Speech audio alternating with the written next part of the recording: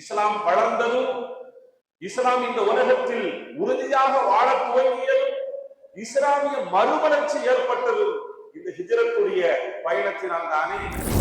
இப்படி பல காலண்டர்களில் இஸ்லாமிய காலண்டரின் தனித்துவத்தை முஸ்லிம்கள் விளங்க வேண்டும்.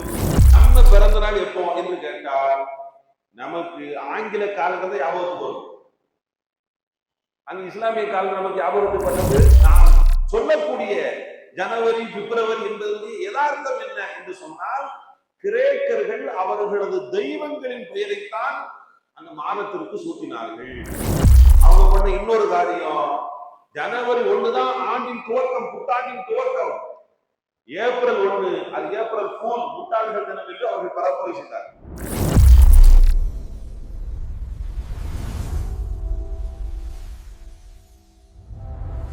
ஹிஜ்ரத்து சென்றார்களே, அந்த ஹிஜ்ரத்தை மையமாக வைத்து நான் நமது காலண்டரை உருவாக்கினால் என்ன என்ற ஒரு கேள்வியை ஹஜ்ரத் அலி ரலியல்லாஹு அன்ஹு கேட்டபோது ஒட்டுமொத்த சஹாபிகளும் நிசப்தமானார்கள்.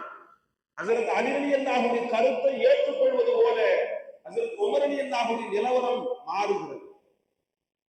மற்றவர்களது கருத்திற்கு பதில் சொல்ல வேண்டுமே. ஹஜ்ரத் உமர் ரலியல்லாஹு அன்ஹு கேட்டார்கள், ஏன் ஹிஜ்ரத்தை மையமாக வைத்து காலண்டரை வைக்க வேண்டும் என்று நீங்கள் விரும்புகிறீர்கள் என்று கேட்டபோது ஹஜ்ரத் அலி ரலியல்லாஹு அன்ஹு சொன்னார்கள், நபி ஸல்லல்லாஹு அலைஹி வஸல்லத்தின் பிறப்பை நாம் கணக்கில் எடுத்தோம் என்று சொன்னால் அது நசராக்களது பாணியாக இருக்கும். அவர்கள்தான் கிறிஸ்து பிறந்த பின், கிறிஸ்து பிறந்த முன் என்பதாக காலண்டரை வகுத்திருக்கிறார். அந்த பாணியிலேயே நாம் செல்வதா? நுபுவத் என்று வருகின்ற போது அது சிறப்புக்குரிய ஒன்றுதான். ஆனால் அன்று நபிகள் நாயகம் ஸல்லல்லாஹு அலைஹி வஸல்லம் இஸ்லாத்தை மக்களிடத்தில் சொல்ல துவங்குகின்ற காலம், அது ஒட்டுமொத்த முஸ்லிம்களுக்கு உண்டான ஒரு செய்தியாக அது அமையப்படவில்லை. நபிகள் நாயகம் ஸல்லல்லாஹு அலைஹி வஸல்லம் நுபுவத்தை தாங்கி இருக்கிறார். அதற்கு அடுத்தபடியாக பத்ர் யுத்தம் என்று சொன்னால் ஒரு ஆண்டை யுத்தத்தை மையப்படுத்தியா வைப்பது. பத்ர் என்பது மகத்தான ஒரு யுத்தம், சிறப்பானது ஒரு யுத்தம், மாற்று கருத்து இல்லை. ஆனால் ஒரு போரை முன்வைத்து ஒரு ஆண்டை துவங்குவது என்பது அதை விட நாம் இஸ்லாத்திற்காக ஊரை விட்டு, உறவுகளை விட்டு, ஒட்டுமொத்த சஹாபிகள் மக்காவிலிருந்து மதீனாவை நோக்கி சென்றார்கள், ஹிஜ்ரத்து பயணம் சென்றார்களே. அப்படி செல்லுகின்ற போது மதீனாவாசிகள் நம்மை முகமலர்ச்சியோடு வரவேற்றார்களே, ஆதரித்தார்களே, அரவணைத்தார்களே. இத்தகைய மகத்தான ஒரு நிகழ்வு ஹிஜ்ரத்துடைய நிகழ்வு. இஸ்லாம் வளர்ந்ததும், இஸ்லாம் இந்த உலகத்தில் உறுதியாக வாழ துவங்கியதும், இஸ்லாமிய மறுமலர்ச்சி ஏற்பட்டது இந்த ஹிஜ்ரத்துடைய பயணத்தினால் தானே. அதுல இன்பமும் மகிழ்வும் சேர்ந்தே கலந்தே இருக்கிறது. மனித வாழ்வை போல நபியின் பிறப்பில் இன்பம் இருக்கிறது, நபியின் மரணத்தில் நமக்கு துன்பம் இருக்கிறது. ஆனால் ஹிஜ்ரத்தில் இரண்டும் கலந்திருக்கிறது மனித வாழ்க்கையை போல. எனவே அதிலேயே நாம் ஆண்டினுடைய துவக்கமாக வைத்து நமது கால்நடை அமைத்துக் கொள்ளலாம் என்று ஹஜ்ரத் அலி ரலியல்லாஹு அன்ஹு விளக்கத்தை சொன்னபோது ஹஜ்ரத் உமர் ரலியல்லாஹு அன்ஹு மறுவேச்சு இல்லாமல் இஸ்லாமிய காலண்டரை ஹிஜ்ரத்தை முன்வைத்து ஹிஜ்ரி காலண்டர் என்கின்ற அமைப்பிலே துவங்குகின்றார். அருமையானவர்களே, உலகத்துல பல காலண்டர்கள் இருக்கு.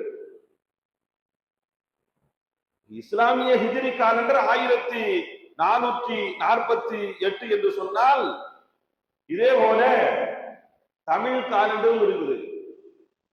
இதே போல ஆங்கிலேய காலண்டர், கிரிகோரியன் காலண்டர் என்று நாம ஜனவரி, பிப்ரவரி என்று வைக்கின்றோம். அது கிரிகோரியன் காலண்டர். கிரிகோரியன் என்கின்ற ஒரு பாதிரியார் அந்த காலண்டரை வடிவமைத்தார். அதனால அந்த காலண்டருக்கு பேரு கிரிகோரியன் காலண்டர். அப்படி ஒரு காலண்டரும் இருக்கு. தமிழ்நாட்டிலேயே பல காலண்டர் இருக்குது. திருவள்ளுவர் காலண்டர் என்று இருக்கிறது. திருவள்ளுவர் ஆண்டு என்பதாக போட்டிருப்பார். அதே போல அதையும் ஏற்றுக்கொள்ளாமல், இந்த சித்திரை வைகாசி இதையும் ஏற்றுக்கொள்ளாமல் திராவிட அமைப்பினர்கள் தந்தை பெரியார் காலண்டர் என்று தந்தை பெரியாரை மையப்படுத்தி ஒரு காலண்டரை அவங்க வச்சிருக்கிறாங்க. அருமையானவர்கள், இப்படி பல காலண்டர் இருக்கிறது. 2012 உலகம் அழிய போகுதுன்னு சொல்லி ஒரு செய்தி பரவுச்சு. எந்த அடிப்படையில் சொல்கிறார்கள் என்று பார்த்தால், மாயன் காலண்டர் என்று ஒரு காலண்டர் இருக்கிறது. ஒரு பிரிவினர்கள் ஒரு கூட்டத்தினர்கள் வாழ்ந்தார்கள். அவங்க வடிவமைத்த காலண்டர் 2012 முடியுது. அப்ப 2012 அந்த காலண்டர் முடிகிறது என்று சொன்னால் அது ஒரு உலகம் அழிய போகிறது என்ற ஒரு கருத்தெல்லாம் பரவியதை நம்முடைய ஞாபகத்திலே நாம் கொள்ளலாம். இப்படி பல காலண்டர் இருக்கிறது. இப்படி பல காலண்டர்களில் இஸ்லாமிய காலண்டரின் தனித்துவத்தை முஸ்லிம்கள் விளங்க வேண்டும். ஒரு காலம் இருந்தது, அந்த காலத்தில் நமது நன்னிமார்கள், நம்முடைய ராதிமார்கள் இந்த இஸ்லாமிய மாதத்திற்கு முக்கியத்துவம் கொடுத்து முஹர்ரம், சஃபர் அப்படிங்கிற பேர் இல்ல, ஆனால் வேறு பேர்களில் நமது பாரம்பரியத்தின் பிரகாரம் ஒரு சில வரலாற்று நிகழ்வுகளை மையப்படுத்தி வழிமாறுகளை நினைவு கூர்ந்து சில மாதங்களை அவர்கள் சொல்வார்கள். முஹர்ரம் மாதத்தை படுகள பிறை என்று சொல்வார்கள், இல்லை என்றால் ஹுசைனார் பிறை என்று சொல்வார்கள். படுகள பிறைன்னு சொன்னால் கர்பலா யுத்தத்துல ஹஜ்ரத் ஹுசைன் ரலியல்லாஹு அன்ஹு ஷஹீதானார்கள். படுகளம், எனவே படுகள பிறை. முஹர்ரத்துக்கு அடுத்து சஃபர் பிறைய நோயுற்ற பிறை என்று அழைப்பார்கள். ஸல்லல்லாஹு அலைஹி வஸல்லம் சஃபர் மாசத்துல நோய்வாய்ப்பட்டாங்க, அதனால சஃபர் பிறைய நோய்வாய்ப்பட்ட பிறை. அதுக்கடுத்து ரபீஉல் அவ்வல ரசூலுல்லாஹ் பிறை, மௌலூது பிறை என்ன அழகான பேருங்க. இப்போ சொல்றதுக்கு யாரும் ஆளும் கிடையாது. மௌலூது பிறை என்ன அழகான பேரு. அதுக்கு அடுத்து ரபீஉல் ஆகிர மொய்யின் கந்தூரி பிறை, கௌசு நாயகத்தினுடைய பிறை. அப்புறம் நான் ஒரு பிறைன்னு சொல்லுவாங்க. அப்படி ஒவ்வொரு மாதங்க, ரமலான் மாதத்தை நோன்பு பிறை, ஹஜ்ஜு பெருநாள் மாசத்தை சூட்டுக்கறி பிறை இல்லையா, சூட்டுக்கறி பிறை. எங்க ஒவ்வொருக்கும் ஒரு வரலாற்றை பின்னால் உள்ள இருக்கிறது. அப்படி அவர்கள் வரலாற்றை வைத்து படுகள பிறை, கோயித்த பிறை, மௌலூது பிறை, பொய்யின் பிறை என்பதாக அவர்கள் அமைத்து கொடுத்தார்களே, அவர்கள் ஞாபகம் வைத்து சொன்னார்களே, அந்த அடிப்படையில் தானே சில பிள்ளைகளுக்கு பேரே வைக்கப்பட்டது. அந்த அடிப்படையில சில பிள்ளைகளுக்கு பேரே இருக்கும். எந்த பிறையில பிறந்த? பொய்யின் பிறையில பிறந்த பொய்யின் பொய்கினத்திற்காக போ. சிந்தாமதார் தான் பிறையில பிறந்த சிந்தாமதார் போறோம். அருமையானவர்கள், இப்படி பெயர்கள் கூட அந்த பிறையின் அடிப்படையில வைக்கப்பட்டதான் யதார்த்தமான நம்முடைய அமைப்புல இருந்தது. ஆனால் நாளாக நாளாக நாளாக கலாச்சாரங்கள் வேறு திசையை நோக்கி மாறி முஹர்ரம் சஃபரும் போச்சு, மொய்யின் பிறை சுண்டுக்கறி பிறையும் போச்சு. ஜனவரி, பிப்ரவரி, மார்ச் இதுதான் நம்முடைய ஞாபகத்திலே இருக்கிறது. அருமையானவர்களே, எந்த அளவிற்கு இந்த கிரிகோரியன் காலங்களுடைய தாக்கம் மிகைத்து போய்விட்டது என்று சொன்னால், வெள்ளிக்கிழமை முஸ்லிம்களுக்கு மிக சிறப்பான ஒரு நாள். ஆனால் இன்றைய இஸ்லாமிய சமூகத்தினர்கள் ரொம்ப இம்பார்ட்டன்ஸ் கொடுக்கிற எந்த நாளைக்கு? ஞாயிற்றுக்கிழமை. எல்லாருக்கும் தெரிஞ்ச ஊரறிந்த ரகசியம் ஞாயிற்றுக்கிழமை. உண்மையிலே நடந்த ஒரு செய்தி. சென்னையில உள்ள ஒரு பிரபலமான அரபு கல்லூரி, அந்த அரபு கல்லூரியில பணியாற்றக்கூடிய ஒரு பெரிய உஸ்தாதை தங்களது பள்ளி பொது பள்ளியினுடைய திறப்பு விழாவிற்கு அழைப்பதற்காக சென்னையினுடைய ஓரப்பகுதியில் இருக்கக்கூடிய மீனவ கிராமங்கள், அங்க பல குப்பங்கள், டுவில் குப்பம், அந்த குப்பம், இந்த குப்பம், பல குப்பங்கள் இருக்கிறது. அங்கிருந்து ஒரு ஜமாத்தார்கள் வந்திருக்கிறார். வந்து யதார்த்தமா நடந்தது, பொய்யான செய்தி அல்ல. அந்த பெரிய மதரசாவுடைய உஸ்தாத் நம்மிடத்துல சொல்றது, வந்து அதற்கு நம்ம பள்ளி வாசலை திறக்கணும், ஞாயிற்றுக்கிழமை திறக்கலாம் இருக்காங்க. அப்ப அதே ஜும்மாவில் வந்து திறந்தாதான் நல்லது, சிறப்பு. ஆனால் ஜும்மாவில் வச்சு அப்படியே தொடங்கன்னு சொன்னாங்க. அப்படின்னா ஜும்மாவை ஞாயிற்றுக்கிழமை மாத்திடுவோமான்னு கேட்டுங்க. ஜும்மாவை எப்படிங்க ஞாயிற்றுக்கிழமை மாற்ற முடியும்? கூட்டம் அன்னைக்கு தான் வரும். இந்த சமூகம் எந்த அளவிற்கு ஞாயிற்றுக்கிழமைக்கு முக்கியத்துவம் கொடுக்க ஆரம்பித்து விட்டது என்பதற்கு உண்டான ஒரு செய்தியாக அவர்கள் அதை சொன்னார்கள். அருமையானவர்களே, ஹிஜ்ரி வருட பிறப்பு என்று சொன்னால் இந்த சமூகம் நினைத்து பார்க்க வேண்டிய ஒன்று. நமது கலாச்சாரம், நமது பண்பாடு, அதற்கு உமரின் நம்முடைய கனவு என்ன? நாங்க யார்கிட்ட போய் காலண்டரை கடன் வாங்க வேண்டிய அவசியம் இல்லை. எங்களுக்கு ஒரு கலாச்சாரம் இருக்கிறது. எங்களது மார்க்கம் பரிபூரணமான ஒரு மார்க்கம். இங்கே பிறர்களுடைய கலாச்சாரத்தையோ பிறர்களது காலண்டரையோ கடன் வாங்க வேண்டிய அவசியம் இந்த மார்க்கத்திற்கு இல்லை, இந்த சமூகத்திற்கு இல்லை.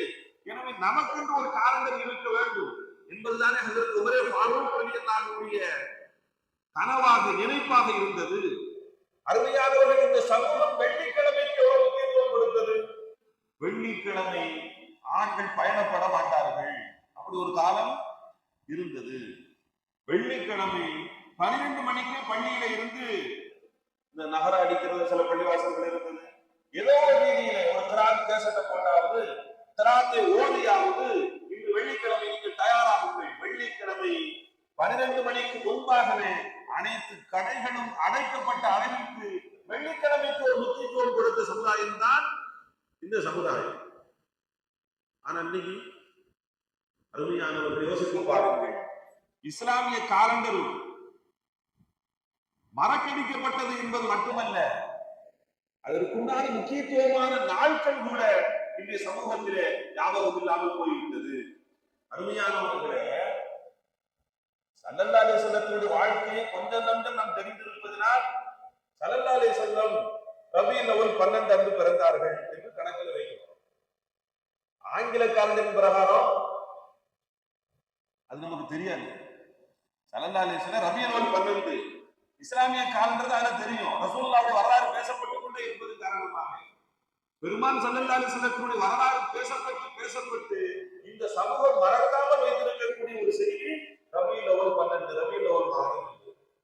ஆங்கில காலண்டர்ல ஸல்லல்லாஹு அலைஹி வஸல்லம் எந்த மாசம் பிறந்தாங்க நமக்கு தெரியாது. பெரும்பாலும் ஜூலை 15 ஆங்கில காலண்டர்ல ஸல்லல்லாஹு அலைஹி வஸல்லம் பிறந்த கணக்கு. அருமையானவர்களே, ஆனால் ரபீஉல் அவ்வல் மாதத்தை தான் நம்ம ஞாபகத்துல வச்சுக்கிட்டோம். ஆனால் நம்ம மனசாட்சிக்கு இந்த கேள்வி விட்டுருவோம், நம்ம பிறந்த நாள் எப்போ என்று கேட்டால் நமக்கு ஆங்கில காலங்கள் ஞாபகத்துக்கு வரும். அங்க இஸ்லாமிய காலம் நமக்கு ஞாபகத்துக்கு வர்றது இல்லை. காரணம் என்ன?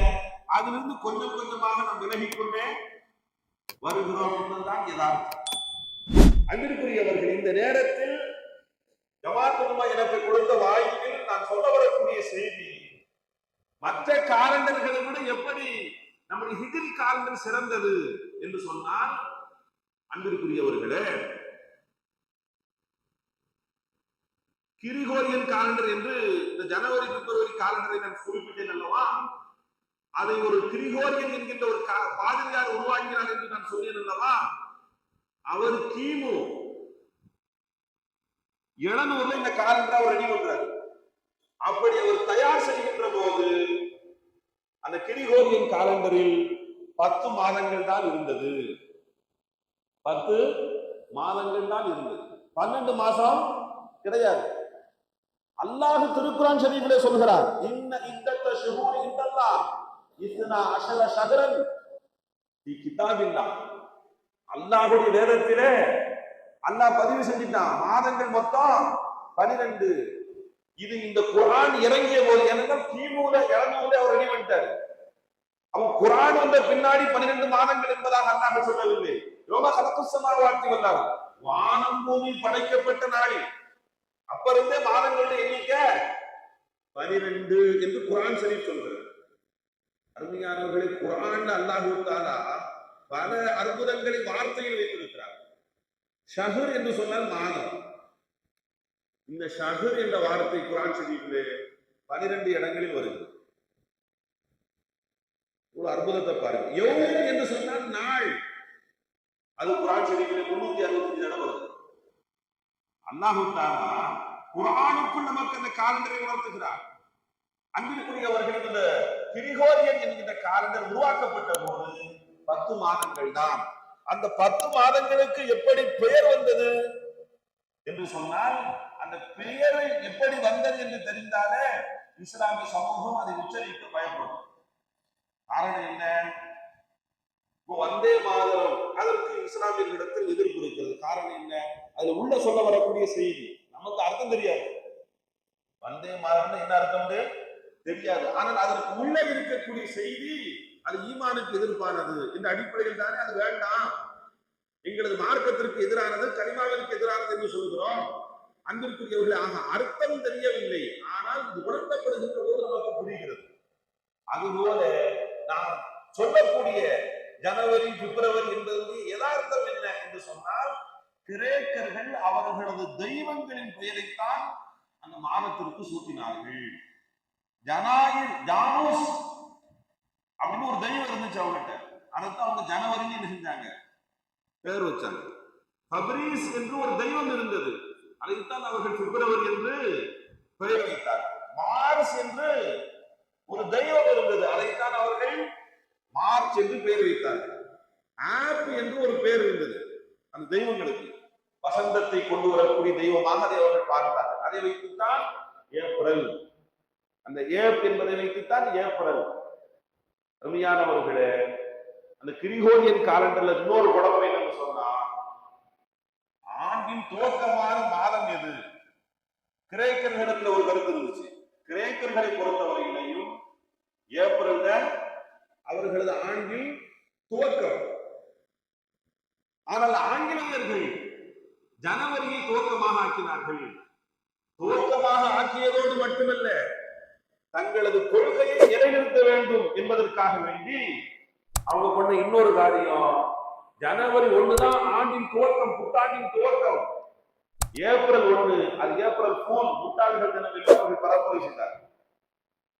அவர் தாங்களுடைய கலாச்சாரத்தை எந்த அளவிற்கு ஆங்கிலேயர்கள் புகுத்தினார்கள் என்று சொன்னால், ஏப்ரல் 1 அது புத்தாண்டு அல்ல, அது முட்டாள்களின் தினம். அப்படி சொன்னாதான் அவர் புத்தாண்டாக ஆக்க மாட்டாங்க என்பதற்காக குறுமதியோடு தங்களது கலாச்சாரத்தை முன்னிறுத்துகின்ற வேலையை அந்த காலண்டரிலேயே அவங்க பார்த்தாங்க. அன்பிற்குரியவர்களே, அந்த கிரிகோரியன் காலண்டர்ல 10 மாதங்கள், ஜூலையும் ஆகஸ்டும் கிடையாது. ஜூலையும் ஆகஸ்டும் கிடையாது. 9-10 மாதங்களாக நவம்பர், டிசம்பர் இருந்துச்சு. செப்டம்பர், நவம்பர், டிசம்பர். சப்து என்று சொன்னால், சமஸ்கிருதத்துல சப்துன்னு சொன்னால் 7 சப்தஸ்வரங்கள், 7 ஒரு கணக்கு வச்சிருந்தாங்க. அதை வச்சுட்டு அவங்க நினைஞ்சாங்க செப்டம்பர் நினைஞ்சாங்க. நவம்பர், நவம்னு சொன்னா 9, டிசம்பர் 10ன்னு சொன்னா 10. அப்ப அந்த எண்ணிக்கையை வச்சு, அந்த நம்பர்களை வச்சு இருந்தாங்க, அந்த கணக்குகளை அவர்கள் குறிப்பிட்டாங்க. அருமையானவர்கள், இப்போ 10 மாதங்களாக இருக்கின்ற போது கிரேக்கர்கள் அவர்களிடத்தில் வந்த ஒரு மாமன்னன் ஜூலியஸ் சீசர். இந்த ஜூலியஸ் சீசர் என்ன பண்றாரு, நான் எவ்வளவு பெரிய மன்னன், என்னை எவ்வளவு மக்கள் வணங்குகின்றார்கள், எனவே என் பேர்ல ஒரு மாசம் வரணும் அப்படின்னு சொல்லி ஜூலை அப்படிங்கிற ஒரு மாதத்தை ஜூலியஸ் சீசர் தான் உருவாக்குறாரு. அந்த காலண்டருக்குள்ள என்னென்ன நடந்திருக்கு, அதுக்கு அடுத்து ஜூலியஸ் சீசருக்கு அடுத்து ஆட்சிக்கு வந்தவர் அவரது சகலை ஆக்டஸ் என்பவர். ஆக்டஸ் ஆட்சிக்கு வந்தவர். இந்த ஜூலியஸ் சீசர் இல்ல, இவர் ஆட்சிக்கு வந்திருக்கிறாரு. நாம மட்டும் சளைச்சாரா? அப்ப நம்ம வேற ஒரு மாசம் இருக்கணும், ஆகஸ்ட் ஒரு மாசத்தை உருவாக்கு. அதுக்கடுத்து ஆங்கில மாதத்துல 30, 31 கணக்கு வரும். இப்ப ஜூலைல 31 வந்துடும். அப்ப ஆகஸ்ட்ல 31 வர கூடாது. இந்த விரலை வச்சு சொல்லி தருவாங்க ஸ்கூல்ல, ஜனவரி 31 கணக்கு சொல்லுவாங்க. அப்போ ஜூலைல 31 வந்தா ஆகஸ்ட்ல 31 வர கூடாது. ஆனால் அவருக்கு நான் சளைத்தவராக ஆகக்கூடாது. அதனால ஆகஸ்ட்ல 31 வரணும் அப்படின்னு சொல்லி அவர் ஆகஸ்ட்ல 31 தேதி முடிவு பண்றாரு. அதுக்கு ஒரு செய்தி வேணுங்க, அதுக்கு எங்க போக அப்படின்னு சொல்லி பிப்ரவரில இருந்து ஒரு நாளை தூக்கிட்டு வர.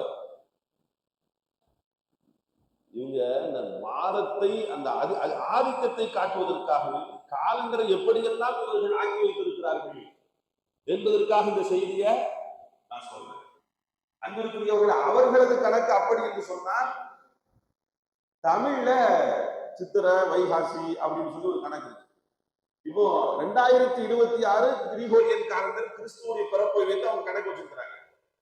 ஹிஜ்ரி காலண்டர் வச்சு 1448 தமிழ் காலண்டர் சொல்றாங்க சித்திரை வைகாசி. அதுலயும் ஆண்டின் துவக்கம் எதுங்கிற சித்திர பிரச்சனை உண்டு. அதுல 3 எழுத்து கட்சி சொல்லிச்சு தைதான் ஆண்டின் துவக்கம், 4 எழுத்து கட்சி சொல்லிச்சு சித்திரை ஆண்டின் துவக்கம். இவங்க தையுங்க, அவங்க சித்திரைங்கன்னு சொல்ல. அப்ப ஒருத்தர் அழகா இருந்தாரு, தையோ சித்திரையோ எங்களை சித்திரவதை செய்யாமல் இருந்தால் என்ன ஆளுக்கு ஒரு மாசத்துக்கு சொல்றாங்க, இது ஆண்டின் துவக்கம் சொல்லி. அருமையானவர்களே, அந்த காலண்டர் அதுல எத்தனை வருஷம் சொல்லி எத்தனை வருஷம் இருக்காது. தமிழ் காலண்டர் சித்திரை வைகாசில எத்தனை வருஷம் என்ன செய்யாது இருக்காது. ஏன் இருக்காது? அதற்கு பின்னால் ஒரு புராண கதை இருக்கிறது. என்ன கதைன்னு சொன்னா, கிருஷ்ணர்னு சொல்லி அவர்களுக்கு தெய்வம் ஒரு ஆள் இருக்கிறார். அவருக்கு 60,000 மனைவி. அவர்கிட்ட நாரதன் ஒருத்தர் வர்றாரு. இந்த கதை அவங்க சொல்லக்கூடிய புராண கதை. உங்கள்கிட்ட 60,000 மனைவி இருக்குது, ஆனா எனக்கு மனைவியே இல்ல, எனக்கு ஒரு மனைவியை தாங்கன்னு சொல்றாரு. அப்போ கிருஷ்ணர் சொல்றாரு, ஒவ்வொரு வீட்டுக்கா போ, எந்த வீட்டுல நான் இல்லையோ அந்த பெண்ணை நீ மனைவியாக ஆக்கிக்கொள். இப்ப நாரதர் ஒவ்வொரு வீட்டுக்கா போறாரு. 60,000 வீட்டுல யார் இருக்கிறா? அப்ப இவர் சொல்றாரு, 60,000 வீட்டு நீர் இருக்கணும், எனக்கு மனைவியே இல்லையே அப்படின்னு அவர் ஒரு குளத்தை காட்டி அந்த குளத்துல குளிச்சுட்டு வான்னு சொல்றாரு. நாரதர் போய் அந்த குளத்துல குளிக்கிறாரு, பொம்பளையா இருக்காரு. இப்போ பொம்பளையா மாணவன் அவரையும் கிருஷ்ணர் கல்யாணம் பண்ணிக்கிறாரு. கல்யாணம் பண்ணி அவங்களுக்கு 60 பிள்ளைகள் பிறக்கிறது. அதுல ஒவ்வொரு பிள்ளைக்கும் ஒவ்வொரு பேர் உண்டு. அந்த அடிப்படையில தான் 60 ஆண்டுகளுக்கு ஒரு முறை அப்படி சுத்தி வரும். இந்த சித்திரை வைகாசி பூரா இது திருவாதிகை ஆண்டுன்னு போட்டிருப்பாங்க. இந்த பயானுக்காண்டி குறிப்பிடும் போது பார்த்த திருவாதி ஆண்டு ஒவ்வொரு ஆண்டுக்கு ஒரு பேர் இருக்கும். அருமையானவர்கள், இந்த புராண கதையின் அடிப்படையில் வந்ததுதான் இந்த சித்திரை வைகாசி இந்த கணக்கு. அதனால்தான் அவர்கள் அதை ஏற்றுக்கொள்ளாமல் நாங்கள் பெரியார் ஆண்டு என்று துவங்குகிறோம் என்று சொல்லி வேறொரு காலண்டரை துவங்கினார். இத்தனை காலண்டர்களுக்கு மத்தியில் ஹிஜ்ரி காலண்டர் என்பது ஒரு மகத்தான வரலாற்றை பின்னணியிலே கொண்ட ஒரு தியாகத்தை, சத்தியத்திற்காக எந்த இழப்பையும் ஏற்றுக்கொள்வோம் என்கின்ற மகத்தான ஒரு செய்தியை உள்ளடக்கிய ஹிஜ்ரி காலண்டர் என்பது எவ்வளவு உயர்ந்தது. அருமையானவர்களே, 1952 ஜவஹர்லால் நேரு இந்தியாவுக்கு ஒரு சிறப்பான காலண்டர் வேணும் என்பதாக, என்ன காலண்டர் வைக்கலாம் என்பதாக ஒரு ஆய்வு செய்தார். இந்தியாவுடைய அன்றைய பிரதமர் அப்படி ஆய்வு செய்கின்ற போது இஸ்லாமியர்களது ஹிஜ்ரி காலண்டரை பார்த்து இதுதான் இந்த நாட்டினுடைய காலண்டராக இருக்கணும் என்கின்ற முடிவிற்கு ஜவஹர்லால் நேரு 1952 வருகின்ற போது ஒரே ஒரு பிரச்சனை தான்.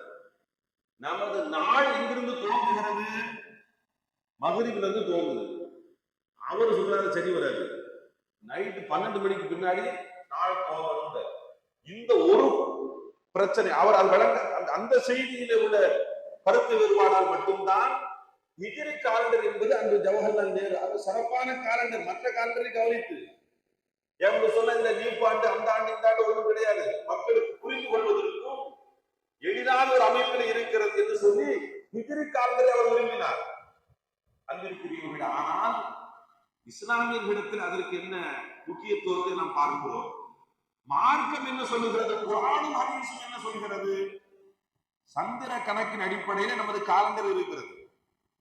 அல்லாஹ் தஆலா திருக்குர்ஆன் ஷரீஃபிலே மக்களுடைய ஒரு கேள்விக்கு பதில் சொல்கிறார். யஸ்அலூனக அனில் அஹில்லா, மக்கள் உன்னிடத்திலே பிறையை பற்றி கேட்கிறார்கள். குல், நபியை நீங்கள் சொல்லுங்கள், ஹிய மவாகீத்து லின்னாஸ், அந்த பிறை எதற்காக, அந்த பிறை கணக்கு எதற்காக வேண்டி? மக்களுக்கு நேரம் காட்டுவதற்காக, அவன் நேரத்தை காலத்தை காட்டுவதற்காக பிறை இருக்கிறது குர்ஆன் ஷரீஃப் சொல்லக்கூடிய செய்தி. ஆனா இந்த சமூகம் அந்த பிறையை வச்சு சண்டை போடும். யார் பார்க்கக்கூடிய பிறை சரியான பிறை, உண்மையானவர்களே. ஆனால் அந்த பிறை என்பது அது மக்களுக்கு நேரம் காட்டக்கூடிய ஒன்று. ஹஜ், ஹஜ்ஜினுடைய நேரத்தை அதை வைத்துத்தான் நீங்கள் முடிவு செய்ய முடியும். ஹஜ் செய்ய போறாங்க, அங்க ஆங்கில காலண்டர் கிடையாது. துல்ஹஜ் பிறை 8 வினாவில் இருக்க வேண்டும், துல்ஹஜ் பிறை 9 அரபாவில் இருக்க வேண்டும், துல்ஹஜ் பிறை 10. இப்படி அந்த கணக்கின் அடிப்படையிலே, பிறையின் கணக்கின் அடிப்படையிலே தான் அந்த ஹஜ்ஜினுடைய இபாதத்துகள் அமைந்திருக்கிறது. அதே போல பெண்ணினுடைய இத்தா காலம் எவ்வளவு? ஒரு கணவர் வஃபாத்தாகிவிட்டால் 4 மாதங்கள் 10 நாட்கள். தலாக் விடப்பட்ட பெண்ணாக இருந்தால் 3 மாதங்கள். இந்த கணக்கு எந்த அடிப்படையில் வர வேண்டியது? பிறை கணக்கின் அடிப்படையிலே தான் வர வேண்டியது. அருமையானவர்களே, இப்படி ஒவ்வொரு விஷயங்களும் மார்க்கம் சொல்லக்கூடிய விஷயங்கள் பிறை காலண்டரை தான். அதே போல குர்ஆனில் பிறை காலண்டர் குறித்து அல்லாஹ் இப்படி சொல்கிறான் என்று சொன்னால், ஹதீஸில முஹம்மது ரசூலுல்லாஹி ஸல்லல்லாஹு அலைஹி வஸல்லத்துடைய ஒரு செய்தி, ஸல்லல்லாஹு அலைஹி வஸல்லம் பிறை காலண்டரை தான் வலியுறுத்துகிறார் என்பதற்கு ஆதாரமாக சொல்லக்கூடிய ஒரு செய்தி. நீங்கள் ரமலான் மாதத்திலே 29 ஆகிவிட்டால் பிறையை தேடுங்கள். பிறை பார்க்க முடியல, அழைக்கும் மேகமூட்டமாக ஆகிவிட்டது, பிறை தெரியவில்லை என்று சொன்னால் நீங்கள் அந்த எண்ணிக்கையை 30 ஆக்குங்கள் என்று நபிகள் நாயகம் ஸல்லல்லாஹு அலைஹி வஸல்லம் சொன்னாங்க. அப்ப ஸல்லல்லாஹு அலைஹி வஸல்லம் சொன்ன காலண்டர்ல 29 இருக்கும், இல்லாட்ட 30 இருக்கும். ஸல்லல்லாஹு அலைஹி வஸல்லம் சொன்ன காலண்டர்ல 31 கிடையாது. அப்ப நபி ஸல்லல்லாஹு அலைஹி வஸல்லம் அறிமுகப்படுத்திய அந்த கணக்கு, மாதத்தினுடைய கணக்கு 29 இல்லாட்ட 30. 31ங்கிற கணக்க நபிட்ட கிடையாது. அருமையானவர்கள், அதே போல இன்னொரு செய்தி, நபிகள் நாயகம் ஸல்லல்லாஹு அலைஹி வஸல்லம் ஹஜ்ரத் ஆயிஷா சித்திகா ரலியல்லாஹு அன்ஹா அவங்களுக்கு ஒரு சின்ன மனஸ்தாபத்துல ஸல்லல்லாஹு அலைஹி வஸல்லம் சொன்னாங்க, நான் 1 மாத காலம் வீட்டிற்கு வரமாட்டேன் என்று சொன்னார். ஸல்லல்லாஹு அலைஹி வஸல்லம் சொல்லி 29 நாட்கள் முடிந்தது. ஸல்லல்லாஹு அலைஹி வஸல்லம் வீட்டுக்குள்ள வந்துட்டாங்க. இப்போ அன்னை ஆயிஷா ரலியல்லாஹு அன்ஹாவுக்கு ஸல்லல்லாஹு அலைஹி வஸல்லம் வந்து விட்டார்கள் என்கிற பாச உணர்வு எல்லாம் இருக்கிறது. ஆனா நாயகம் ஸல்லல்லாஹு அலைஹி வஸல்லத்தை பார்த்து அன்னை ஆயிஷா ரலியல்லாஹு அன்ஹா சொன்னாங்க, யா ரசூலுல்லாஹ், 1 மாதம் வரமாட்டேன் என்று சொன்னீர்களே, 29 நாள் தான் முடிஞ்சிருக்கு. மனைவிமார்களை பார்க்காமல் இருக்க முடியவில்லையோ என்பது போல இதற்கு ஆயிஷா சித்திகா ரலியல்லாஹு அன்ஹா சொன்னபோது நபிகள் நாயகம் ஸல்லல்லாஹு அலைஹி வஸல்லம் சொன்னார்கள், ஆயிஷா, மாதம் 29 வரும், 30 வரும். நான் சொன்ன மாசம் 29 நாட்களுடைய மாதம் என்று நபிகள் நாயகம் ஸல்லல்லாஹு அலைஹி வஸல்லம் சொன்னார். ஆக பெருமானாருடைய வாழ்க்கையில் ஸல்லல்லாஹு அலைஹி வஸல்லம் அவர்கள் எந்த மாதங்களை கணக்கிட்டார்கள் என்று சொன்னால், சந்திர கணக்கின் பிரகாரம் வரக்கூடிய மாதங்களை மட்டும்தான் நபிகள் நாயகம் ஸல்லல்லாஹு அலைஹி வஸல்லம் கணக்கிட்டார்கள். அன்பிற்குரியவர்களே, அந்த அடிப்படையில் நபிக்கு நெருக்கமான காலண்டர் முஹர்ரம், சஃபர் என்று வரக்கூடிய ஹிஜ்ரியினுடைய காலண்டர் தான் நபிக்கு நெருக்கமாக வரக்கூடிய காலண்டர். ஆனால் ஒரு சமூகம் அதனுடைய கலாச்சாரத்தை இழக்க வேண்டும், கலாச்சாரத்தை இல்லாமல் ஆக்க வேண்டும் என்று சொன்னால் அந்த சமூகத்தினுடைய வரலாறுகளை, செய்திகளை கொஞ்சம் கொஞ்சமாக மறக்கடிக்க வேண்டும். ஆனால் டெய்லி பார்க்க வேண்டிய ஒரு விஷயம் என்ன? காலண்டர். டெய்லி காலண்டரை பார்க்கணும். இப்ப இந்த காலண்டரை பார்க்காமல் இருக்க வேண்டும் என்று சொன்னால் வேறொரு காலண்டர் வர வேண்டும் என்பதற்காக இஸ்லாத்திற்கு எதிரானவர்கள் இந்த ஹிஜ்ரி காலண்டரை கொஞ்சம் கொஞ்சமாக மறக்கடித்துக் கொண்டே வருகின்றார்கள். அருமையானவர்கள், துருக்கியை முஸ்தபா கமால் அத்தாதுர்க் என்பவர் ஆட்சி செய்தார். அவர் இஸ்லாத்தின் மீது வெறுப்பு கொண்டவர். பள்ளிவாசல்கள் கூடாது, மதரசாக்கள் கூடாது, தாடி வைக்க கூடாது, பெண்கள் புர்கா அணிய கூடாது, பெண்கள் தலாக் கூடலாம், இப்படி குர்ஆனுக்கு மாற்றமான, இஸ்லாத்திற்கு மாற்றமான ஏராளமான சட்டங்களை கொண்டு வந்தவர். ஆனால் துவக்கமாக அவர் சொன்ன சட்டம், யாரும் இனிமே ஹிஜ்ரி காலண்டர் பின்பற்றக்கூடாது, ஹிஜ்ரி காலண்டர் இருக்கக்கூடாது என்பதுதான் முஸ்தபா கமல் அத்தாதுர்க்கினுடைய முதல் விஷயமாக இருந்தது. அருமையானவர்களே, அதனுடைய தாக்கம் எந்த அளவிற்கு பெருகி போயிருக்கிறது என்று சொன்னால், ஒரு 5-6 ஆண்டுகளுக்கு முன்பு வரையிலேயும் சவுதியில ஊழியர்களுக்கு சம்பளம் கவர்மெண்ட் எப்படி கொடுக்கும்? முஹர்ரம் சஃபர் என்ற பிறையின் பிரகாரம் தான் கொடுக்கும். ஆனா இப்போ மாத்திட்டாங்க. எந்த அளவிற்கு அந்த மாற்றங்கள் வந்து கொண்டே இருக்கிறது என்பதை நாம் உணர வேண்டும். அன்பிற்குரியவர்களே, நபிகள் நாயகம் ஸல்லல்லாஹு அலைஹி வஸல்லம் சொல்வார்கள், நான் கொண்டு வந்திருக்கக்கூடிய இந்த வழிமுறை இருக்கிறது, கலாச்சாரம் இருக்கிறது, ஆகச்சிறந்த கலாச்சாரம். நபிகள் நாயகம் ஸல்லல்லாஹு அலைஹி வஸல்லம் சொன்னார். ஆனால் அந்த கலாச்சாரத்தை மறக்கடிக்கக்கூடிய எல்லா காரியங்களையும் ஐரோப்பிய கலாச்சாரங்கள் செய்து கொண்டே இருக்கிறது. அதை ஒரு பெரிய விஷயமாக, மதிப்பிற்குரிய ஒரு விஷயமாக இன்று இஸ்லாமியர்களும் என்ன துவங்கி விட்டார். ஒரு 2 விஷயத்தை மட்டும் சொல்லி முடிச்சுக்கிறேன். கையால சாப்பிடுறது நல்லதா, கரண்டியால சாப்பிடுறது நல்லதா?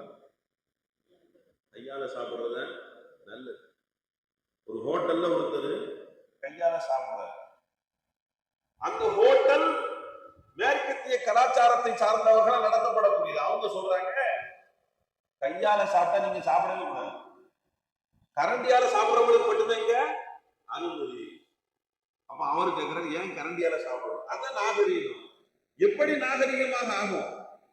நான் கையால ஒரு சாப்பாடை எடுக்கிறேன், அது என்ன சூழல் இருக்குது, என்னால அதை உணர முடியும். கரண்டில தெரியுமா? அருமையானவர்களே, அதே போல அதை கையால் எடுத்து பிசைகின்ற போது அந்த அமைப்பு என்ன, குழம்பு இருக்கா, கட்டியா இருக்கா என்பதை உணர முடியும். கரண்டில இது முடியுமா? ஆனால் எது நாகரீகமாக என்று காட்டப்பட்டுக் கொண்டிருக்கிறது? நீ கரண்டியால சாப்பிடுறத நாகரீகம் என்று அந்த அமைப்பு கட்டமைக்கப்பட்டுக் கொண்டே இருக்கிறது. அதே போல பாத்ரூம்ல கூட வெஸ்டர்ன் பாத்ரூம் எது ஆரோக்கியம்? இந்தியன் டாய்லெட் தான் இஸ்லாமிக் டாய்லெட். இஸ்லாம் சொல்லக்கூடிய கழிப்பறை ஒழுக்கங்கள் என்ன? அதற்கு நேர் மாற்றமாக தான் வெஸ்டர்ன் டாய்லெட். ஆனால் எது நாகரிகமாக இங்கே காட்டப்பட்டுக் கொண்டிருக்கிறது? சாப்பாடு விருந்தாளிகளுக்கு எப்படி உபசரிக்கணும்? உட்கார வச்சு இலை போட்டு தண்ணி கொடுத்து, சாப்பாடு போதுமா போதுமா, இன்னும் வேணுமா, வேற என்ன வேணும் என்று கேட்பதுதானே நாகரீகம். ஆனா தட்டை தூக்கிட்டு வரிசைக்கு எல்லாரும் இருந்து அவங்க சாப்பாடு எடுத்து போட்டுக்கணும் அப்படிங்கிற பெஃபே சிஸ்டத்தை எப்படி பார்க்கிறது? ஆனால் எது நாகரீகமாக இன்று காட்டப்பட்டு கொண்டிருக்கிறது? பெஃபே சிஸ்டம். அருமையானவர்களே, அமெரிக்காவில் ஒரு வழக்கு எதற்காக வேண்டி என்று சொன்னால், நாயை ஒருவன் டாக் என்று சொல்லிவிட்டான். எதுக்கு வழக்கு?